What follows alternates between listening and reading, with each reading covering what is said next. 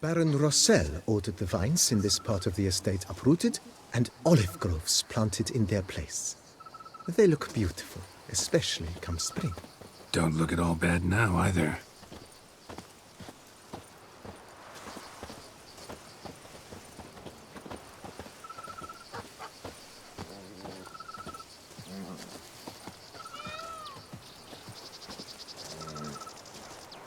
Down below lies your vineyard, where we grow a strain of Carfanere, one of the world's oldest.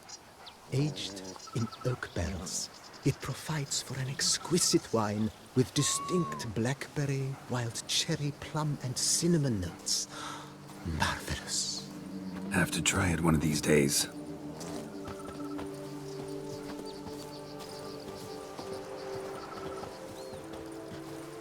Nice well. Picturesque. Yes, though it ran dry long ago. During the raucous feasts Master Bolius held, he would order it filled with wine. There's a tale about a guest attending a Bolius ball for the first time and thus unaware of the custom. He had suffered great heartbreak and had decided to end his life by jumping into the well. The festivities were coming to a close, and the well was nearly empty when the suicidal guest finally jumped. Instead of killing himself, he merely broke his legs. To numb the pain, he drank the wine. Drank himself to death? Not at all. When found the next day, he had concluded he'd witnessed twin miracles. The water had been changed into wine, and he had survived.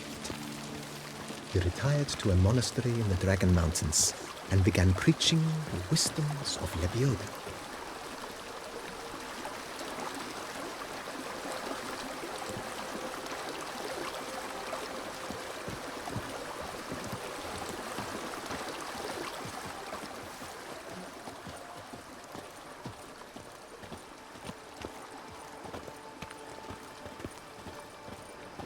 Monsieur Bolius' wife Nina kept a garden here. A supremely lovely place it was. Bit neglected now. I agree. Yet nothing stands in the way of restoring it to its former glory, and once again planting it with herbs and other vegetation.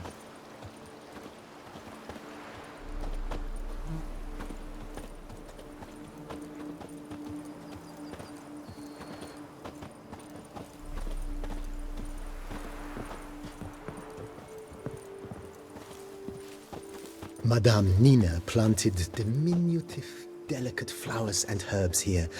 One might say their aroma still hangs in the air. You're quite the romantic, Barnabas Basil.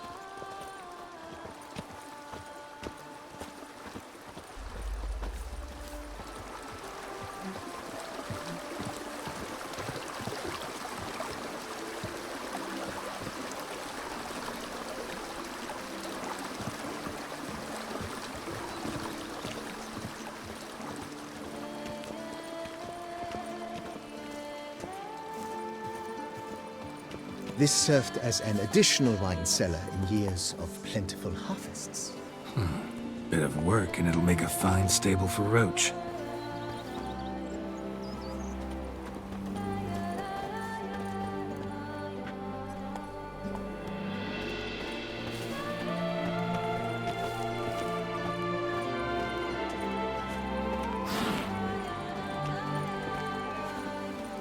The cellars, voila.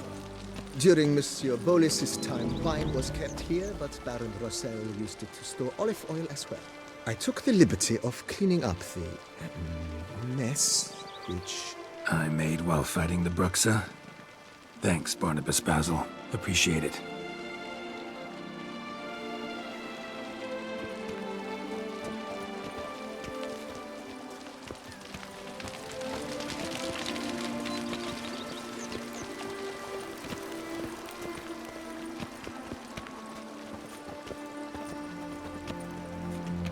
As you can see, the facade is, how to put it, slightly stained. But one cannot deny it, a certain subtle southern charm. True, though it could use a bit of subtle paint.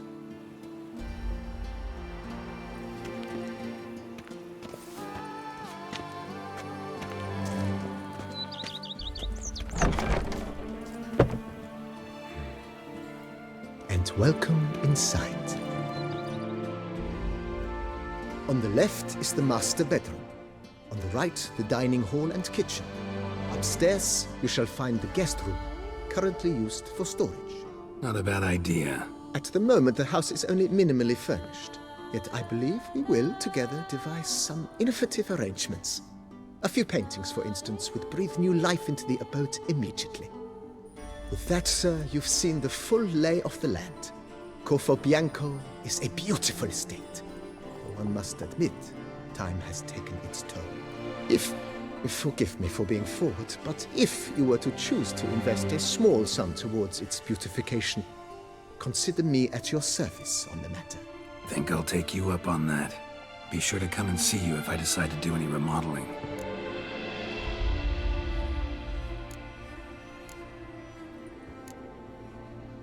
Vineyard comes across as a place with a rich history. Know who owned it before me?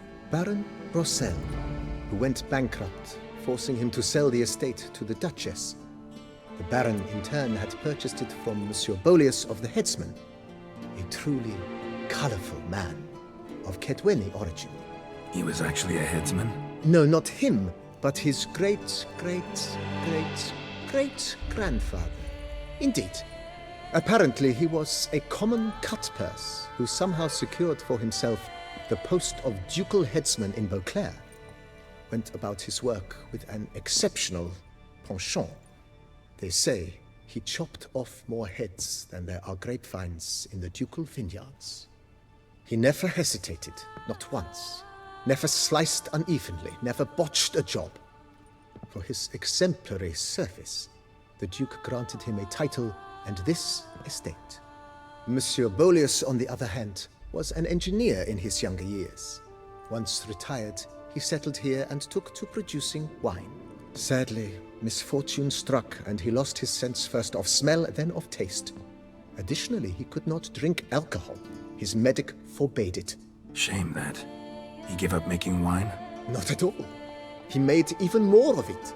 Began throwing wild balls to which he'd invite friends from far and wide in order to treat them to his wine and delight in the fact that at least someone could enjoy it. It's the sort of man he was, Monsieur Bolius. Mentioned the place could stand to be spruced up. Oh, most decidedly, sir. The question is where you would like to begin this rejuvenation.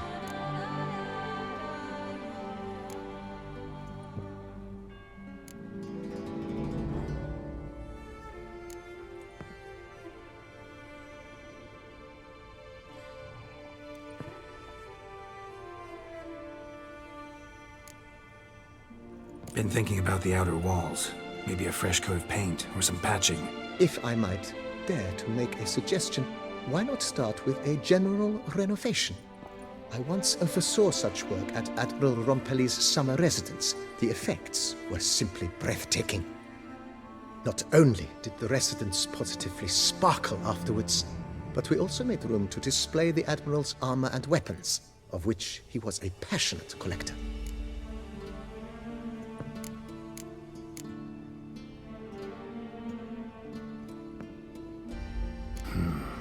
Need to think it over some. I understand, of course. As the venerable Lady Eve Knebly would so quaintly put it, the rash oft contract rashes.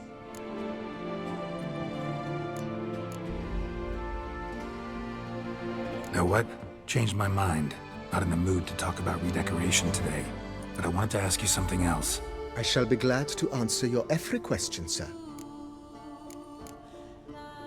Thanks. Gotta get back to my business now. See you soon.